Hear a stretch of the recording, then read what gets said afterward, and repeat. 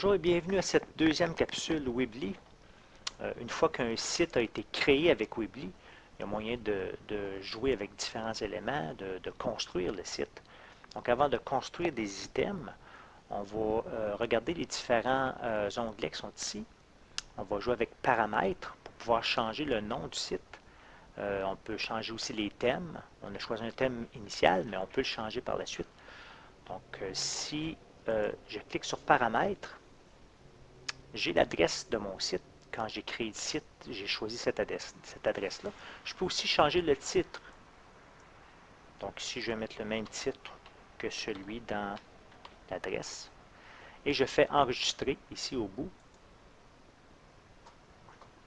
Et vous remarquez, là, il y a une case qui est cochée, afficher le titre au-dessus de chacune des pages.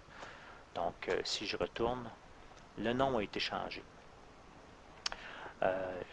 Comme je l'avais mentionné lors de la première capsule, on peut aussi changer le thème. Donc, si je clique sur thème ici, je peux changer le thème. Donc, ce que ça va faire, si je prends celui qui est juste à côté, par exemple, je le choisis. C'est la disposition qui va changer. Vous avez remarqué ici, le Bilboquet est descendu et les différentes pages aussi, là. Okay, il y a différentes pages qui existent ici. Le dessin est resté, lui, parce que c'était le dessin initial. Donc, je peux revenir à l'ancien thème ou en choisir un autre. Okay? Donc, je vais revenir à celui-là. Choisir le thème. Et je reviens à mon thème initial. Aussi, toujours dans l'onglet thème, je peux changer aussi la police de différents éléments. Donc, par exemple, si je peux jouer avec la police du titre, oui, c'est en surbrillance ici lorsque je clique. Je pourrais jouer avec la police des différents menus de navigation, des différentes pages. Donc, quand je clique sur, par exemple, titre du site, il y a des options qui apparaissent. Par défaut, c'est cette police-là qui est choisie.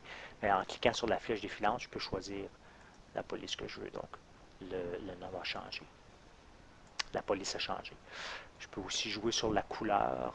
Par exemple, si je clique sur une autre couleur ici, ce sont les éléments, les pages de navigation qui vont changer de couleur. Je vais garder au noir comme ça. Il y a aussi moyen, donc je reviens à construire, il y a aussi moyen de faire un peu de ménage sur cette page-là. Il y a beaucoup d'éléments qui sont suggérés par défaut, hein, de différents espaces de texte puis d'images. Moi, je voudrais avoir une page vierge. Donc, quand je reviens ici, si je clique une première fois dans l'image du haut, il y a une option qui apparaît ici. Je peux remplacer l'agencement de l'entête.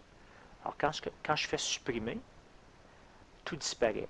C'est ce que je voulais parce que je veux moi-même faire glisser des éléments éventuellement.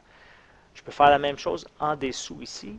J'ai cliqué au-dessus lorsque je voulais faire disparaître l'image qui était là. Si je clique en dessous, j'ai aussi des options et quand je clique sur supprimer, on va supprimer tous les éléments qui suivent. Vous voyez, tout est disparu.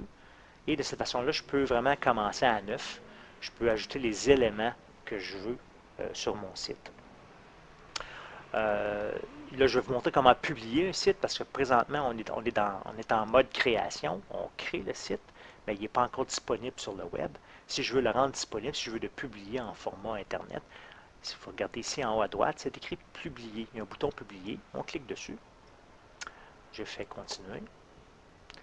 Et mon site sera publié. Vous voyez, l'adresse du site est ici. Donc, si je veux voir l'allure de mon site en version Internet, là, sur Internet, quand je clique ici sur le lien, ça ouvre une nouvelle fenêtre et je vois vraiment mon site qui n'a encore rien ici au niveau des items. Donc, quand je reviens en mode construction, je vais simplement mettre ça et là, je vais pouvoir construire mon site. Ça va être l'objet des prochaines capsules. Donc, voilà.